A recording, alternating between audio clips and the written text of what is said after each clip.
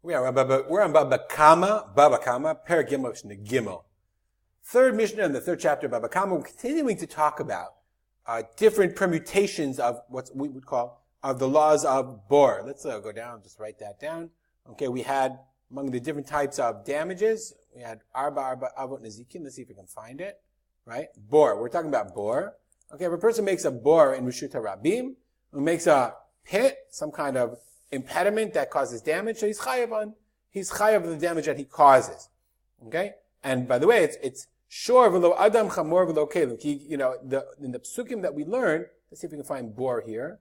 Here we go. Ki yiftach ish bor v'nafal shama shor o chamor. So the Gemara learns out shor v'lo adam chamor v'kilo kelim. I'm going to actually add that in because we're going to see it in the Mishnayot in the coming Mishnayot that we had on here. Okay, it says shor o chamor. The Gemara says it in Hebrew.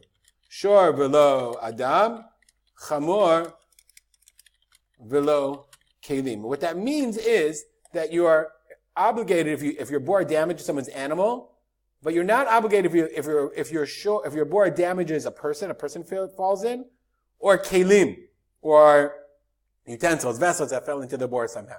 And we're going to come to that soon. This is a Mishnah. Amotzia tivno vet kasho. You take your tevin, your straw, and your kash. Straw and your tevin is your grain. How do they translate that? Let's take a look. We just went to Safaria, as you can see. You went to Safaria. Tivno vet kasho, your straw or thatch. Okay? You threw it into the Rishut HaRabim, into the public thoroughfare. Lizvalim. Zevel is to make it into fertilizer. That's how you would do it. You would stuff your people. The more people walk on it, the more it would decompose and become fertilizer. Of course, somebody is damaged, meaning he slips on it, somebody else is damaged by slipping on your, someone else, I guess, someone else's animal or what have you. By slipping on your thatch, on your straw. Chayav b'nisko is obligated to pay for that damage. V'kol hakodem behem zacha.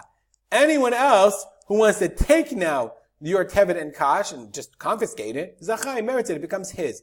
It becomes hefker. Why does it become hefker?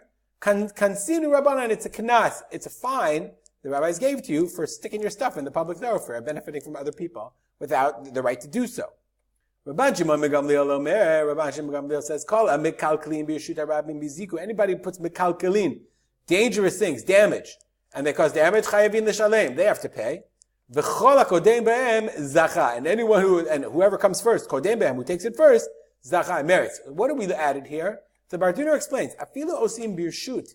If you put something that's mekalkel b'yeshut harabim, kagon b'shat hotzat zvalim. So the Gemara says there was a time called Sha'at Hotzat Dvalim that everybody acknowledged, and the Kahati says that the Gemara says, Al menatke shinchil Yoshua et haaretz. That's one of the conditions, conditions by which that Yehoshua gave out the land of Israel. I mean, everybody needs.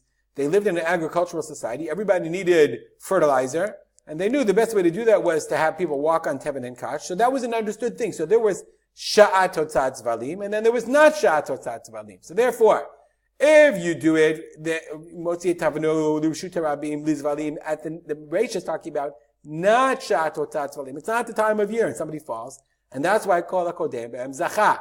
But Rabbi Gamliel says, if it's mekalkalin and cause damage, Chayavin L'Shalem, so the Kati quotes the Tosfot, and says that, why would you say Kol HaKodem Be'em Zacha if it's talking about Sha'at Hotzat Zvalim? So therefore you have to read the second type of the Mishnah, Kol HaKodem Be'em, if you do it without reshut, then kol hakodem behem zacha. So you have to kind of read the Mishnah separately. Similarly, ha'ofechet hagalal b'rishut harabim. Galal is manure, is animal droppings. Animal drops that people needed it. Some people were extremely poor. Their business was to run around and the animals were dropping stuff all the time, so they would collect it. In rishut harabim, they would collect the manure and either sell it or use it for their property. So the way they would show ownership is hofech. You would take your shovel, turn it over. That's mine. Then I'll come collect it later. I make a kinyan. Okay, you turn it over, and then huzak b'mecher, somebody slips on it. Chayav b'nisko. It's your thing. That's your bor. So you're chayav for the damage that you caused. Stop here, as we always do, dedicate our learning to the memory of my father, Harav Simcha ben Yitzchak Kalman. Have a good day.